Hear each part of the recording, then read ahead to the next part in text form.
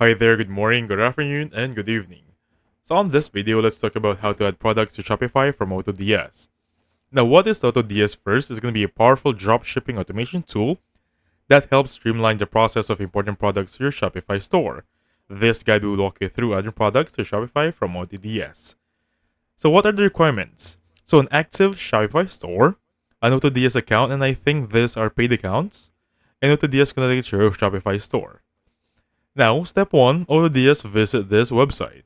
Log into your account using your credentials. And step 2, basically go to settings on your Shopify store. Now, this is if not connected yet.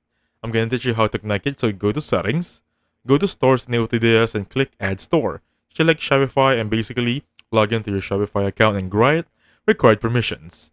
And basically, you have successfully connected your Shopify to AutoDS. Step 3, that would be find products to import. In AutoDS, navigate to the Marketplace or Product Finder. Use filters to search by category, price, shipping time, supplier, and more. Click on a product to view its details. Step 4, add products to drafts. Click Import to drafts and the product you want. You can add multiple products in bulk if needed. Go to Drafts from AutoDS dashboard to view them. Now moving forward, customize the product details. This is where it gets fun.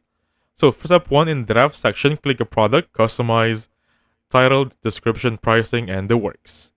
Step 3, once you're done, save and import. And basically for that one, publish products to Shopify. After saving the products you have designed in AutoDS, the product will be moved to the product section and automatically sync your products to your Shopify store. Just basically visit your Shopify admin dashboard and you can see your product listing is live.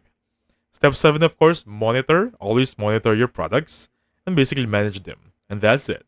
So thank you so much for watching. I'll catch you guys on the next one.